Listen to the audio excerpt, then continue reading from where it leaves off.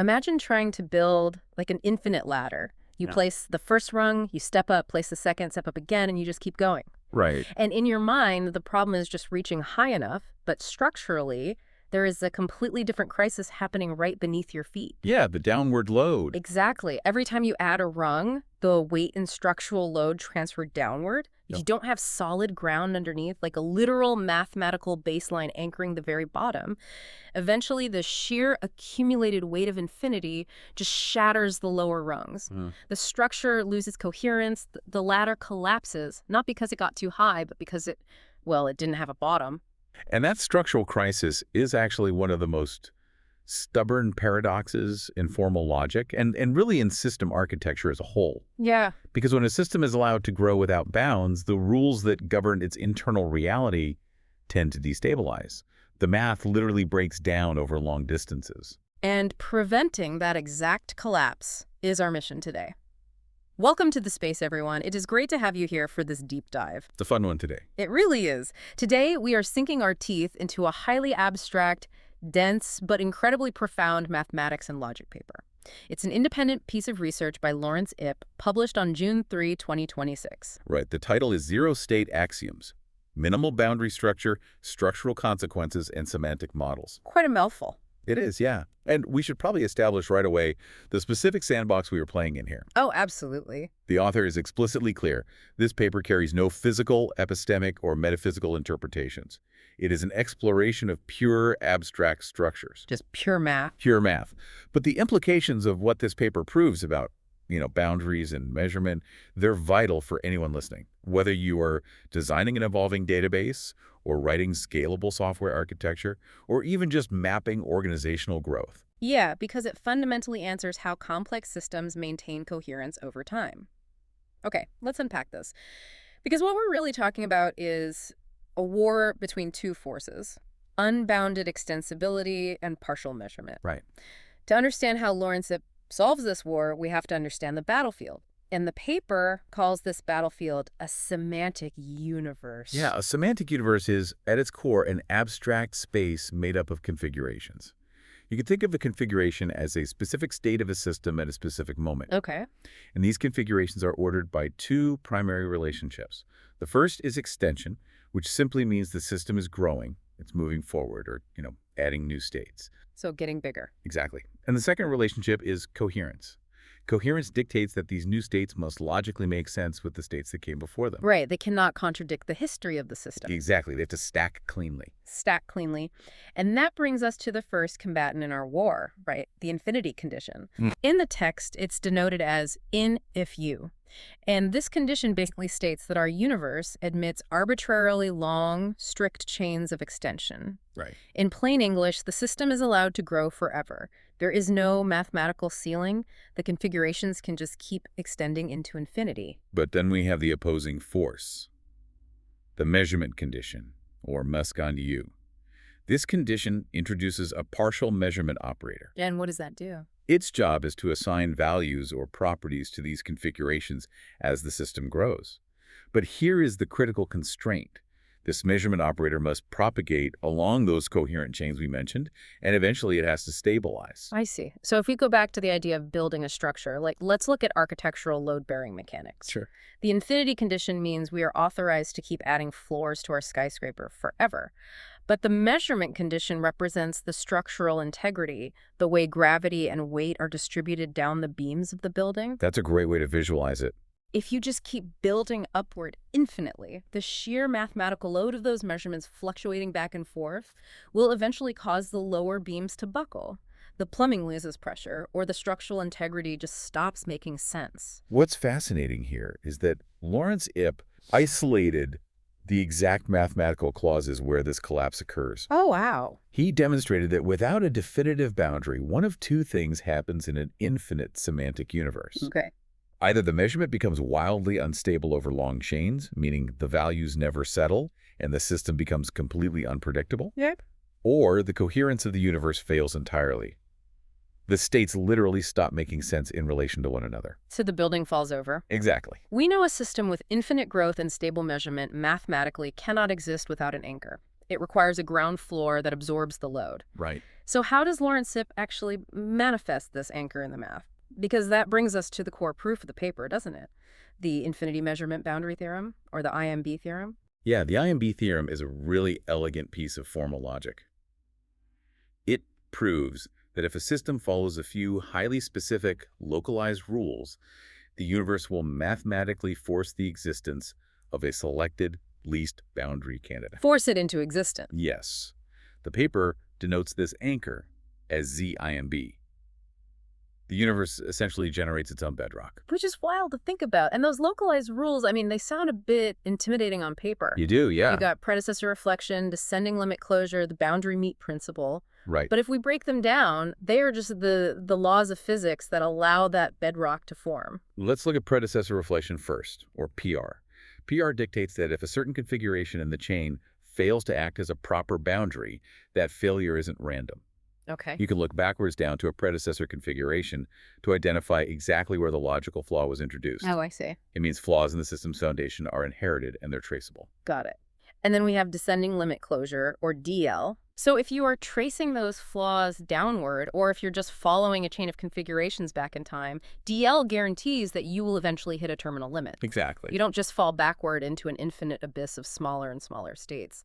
There is a hard stop. Which sets the stage for the most important mechanism, the boundary meet principle, Whoa. or BM. Okay, lay it on us. Once the universe has established all the possible valid candidates for a foundation, BM uses what is called an order theoretic meet.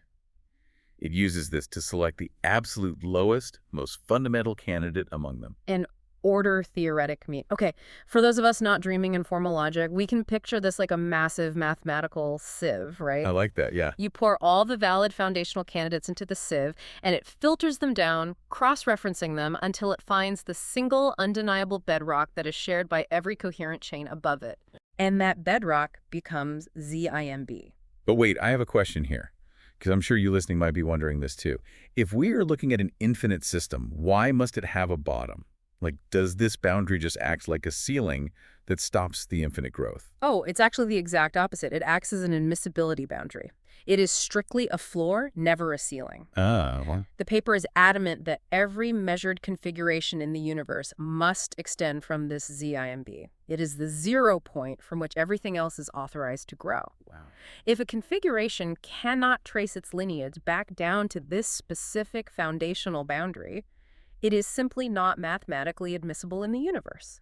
That makes so much sense. And there is a term used to describe this boundary candidate, predicate. The math labels it as phi, by the way, and the term is downward persistent. Right, downward persistent. I mean, it took me a second reading to really grasp what it meant by that. So downward persistent addresses the concept of non-circularity. In some systems, a boundary is established through a filter. Like a state drops below a certain value, fails a test, and the system draws a line and says, anything below here is invalid. Like a bouncer at a club kicking out bad configurations. Exactly, but ZIMB doesn't work like that. It's not a bouncer. It's an inherent property of the space itself. Right. The boundary is downward persistent because the configurations don't fail below it. The foundational reality simply begins with it. ZIMB is selected as the lowest possible anchor that allows the infinite extension above it to actually maintain coherence. And now that the IMB theorem has proven this mathematical bedrock must exist to prevent systemic collapse, the paper shifts its focus. Right, we have a ground floor. We have a ground floor. So what are the laws of physics on that ground floor? How does the boundary interact with the infinite configurations stacked on top of it? And this is where we get to the title of the paper, the Zero-State Axioms, or ZSA. Here we go. These are 6 explicit rules that govern this boundary regime. And rather than just, reading them as a list, let's look at them as the operating manual for our universe's foundation. Sounds good. So let's tag team this. The first 2 operational rules we need are Z1, zero-state minimality, and Z3, grounded and compatible valuation. Okay, so Z1 simply asserts that if any configuration in the universe is coherent with the boundary, then the boundary is situated at the absolute bottom of its structural chain. Nothing goes beneath it. Makes sense. And Z3 pairs with this by establishing the baseline value. In IPS models, the valuation at the boundary is represented by the bottom symbol, which looks like an upside-down T denoted as bot. Right, bot. Z3 ensures that all measurement in the universe originates from this absolute 0 point value. So Z1 is the physical bedrock, and Z3 is basically the starting number on the measuring tape. Perfect analogy. Once we have that, we need to know how the rest of the building behaves as it goes up. That is covered by Z4, measurement stability, and Z5, boundary propagation. Right. Z5 dictates that admissibility spreads upward. So if you have a configuration that is firmly anchored to the zero-state boundary, and it extends coherently into a new configuration, that new state inherits the admissibility. Oh, okay. The foundation's structural support travels up the chain. It propagates. Yes. Yes. And Z4 works in tandem with this propagation to enforce our earlier measurement condition.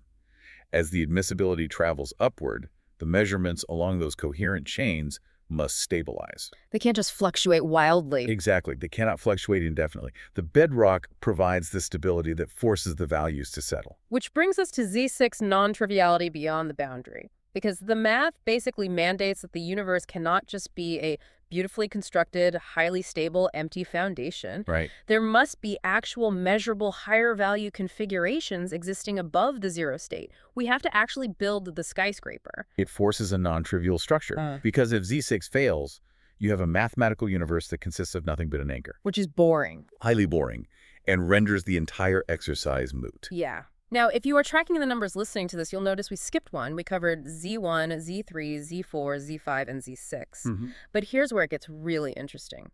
Axiom Z2 is called upward admissibility. However, deep in the text, Lawrence Ip explicitly proves that Z2 is a mathematically redundant outcome. Right. It is. It can be entirely derived from Z5's rules on propagation. So why would an author who is this deeply focused on minimal, efficient structure include an axiom that is essentially a duplicate? If we connect this to the bigger picture, it reveals a lot about the architecture of formal logic itself. Yeah. It includes Z2 for conceptual clarity and meticulous bookkeeping. Bookkeeping, really? Yeah, when you are designing a system this highly abstract, you often have derived consequences that are so vital to the system's function that they need to be named and tracked independently. Oh, I see. It's like writing an architectural blueprint with a rule that says all outer walls must be made of clear glass, and then another rule that says sunlight must be able to enter the building. The second rule is a direct physical consequence of the first. You technically only need the glass rule to build the structure. But writing both down ensures the contractors understand the intent of the design. That captures the intent perfectly. And to clarify this in the math, Ip introduces the concept of ZSA star. ZSA star? ZSA star is the true minimal core of the system. It contains all the axioms except the redundant Z2. Okay. The paper is remarkably disciplined about distinguishing between what is an independent foundational rule and what is merely a derived consequence of the system operating correctly. Right. But drawing up a structurally sound blueprint is really only the first step. You still have to prove the building will stand under pressure. Oh, definitely. Anybody can invent a list of rules for a universe, but in formal logic, you have to stress test those rules. You have to prove they are sound and independent. Yeah, and how did he do that? Well, by building what the paper calls model constructions, essentially toy universes. These models are isolated mathematical environments designed to observe how the zero-state axioms behave under varying conditions. Kind of like a wind tunnel for math. Exactly. The most basic is the reference chain model. In this universe, configurations exist as a single, strict, infinite chain. The zero-state extends to configuration 1, which extends to configuration 2, and so on, with the semantic values sequentially rising at each step. So it's just a straight line up. Right. It represents the cleanest possible version of infinite growth. Then he introduces the valuation extended model, which pushes those semantic values to their absolute limits just to see if the baseline grounding holds. I really like to think of this phase of the paper as playing mathematical Jenga. Ip systematically removes one single axiom from the core ZSA star framework to build a countermodel. The countermodels are brilliant because they prove independence. Let's walk through a specific hypothetical. What happens if we build a universe where axiom Z3 is a rule demanding a grounded absolute baseline valuation? What if that fails? Okay, so if we pull that specific Jenga block out, we still have a foundation, but the measuring tape basically has no zero. Exactly. Without Z3, the universe has a structural bottom, but the semantic values assigned to the states above it are no longer tethered to an absolute baseline. So what happens? Consequently, the measurements begin to drift infinitely. The values never settle down, and the measurement condition we discussed at the very beginning fails entirely. Wow. By proving that the universe collapses when just one axiom is removed, it proves that every single rule in ZSA star is independently vital. You need all of them. Now, while reading through the countermodel section, I kept tripping over a highly technical methodology the author uses during these stress tests. Oh, AR0. Yes, AR0. Fixed regime pinning for reassignment. What is actually happening mechanically there? Because the way it's described, it sounds like he's isolating variables in a laboratory. Isolating the variable is exactly the core function of AR0. Oh. When you are testing the system, you might want to run a counterfactual experiment. You might ask, what if we reassign the boundary to a completely different configuration? What if we made the second floor the new ground floor? Right. But if you do that, don't you risk destroying the mathematical logic of the entire surrounding universe? You do, which is why AR0 exists. To understand it, we need to know what an off-cone semantic regime is. Okay, lay it on me. In order theory, a cone refers to the set of elements strictly above or below a certain point. So off-cone refers to everything else in the universe that is not directly in the lineage of the boundary you are testing. Ah, I get it. So AR0 pins that off-cone regime. It literally locks it in place. So AR0 is a rule that says if we test a new foundation, we are not allowed to secretly alter the math or the measurements or the rules in the rest of the mathematical city just to make our new foundation look like it works. Exactly. We have to test the new candidate against the exact same semantic reality as the old one. It guarantees the integrity of the thought experiment. If you allow total regime surgery, where you just change the surrounding rules to accommodate a failed hypothesis, your logic becomes circular. You're just cheating the test. Basically. Yeah. AR0 ensures that the test remains mathematically objective. So what does this all mean? We've navigated semantic universes, order theoretic meets, bounded countermodels. But for you, listening to this, navigating the very real, very physical world, what does this abstract math actually mean for you? It's a great question. The beauty of the zero-state axioms is that they represent the fundamental laws of scaling. When you look at an infinite database that needs to be queried without crashing, or a massive corporate structure trying to scale globally, the exact same logic applies. It really does. Unbounded growth and complex internal measurement without a definitive grounding zero-state anchor leads to instability. The load-bearing mechanics fail, the structure loses coherence. And that leads to a deeply provocative question we can leave you to mull over. Oh, I love this part. As we noted at the beginning, Lawrence was incredibly strict that this paper has absolutely no physical interpretation. It is an exercise in pure formal logic. Right, he made that very clear. But if we allow ourselves to project this logic onto reality, and we pretend for just a moment that our actual physical universe is a semantic system made of infinite configurations stretching forward in time, what is our ZIMB? What is the physical universe's zero-state bedrock? Right. Is the Big Bang our zero-state boundary? The absolute baseline configuration from which all physical admissibility coherently extends. Mind-blowing. Or perhaps it exists on a micro level. Perhaps it's the Planck length, the absolute baseline where physical measurement is grounded and below which the concept of distance loses structural coherence entirely. It makes you wonder if physicists are basically just looking for the ultimate order theoretic meet. It really is a stunning lens through which to view reality. It really is. You start with abstract non-physical logic and you end up questioning the foundational load-bearing mechanics of time and space. Quite the journey. Truly. Thank you for exploring the limits of infinity, boundaries, and structure with us. As you go back to your own complex systems today, whatever skyscrapers you happen to be building, we invite you to ponder what is the true zero-state anchor in your own work. Find your bedrock. Exactly. We'll see you next time on The Deep Dive.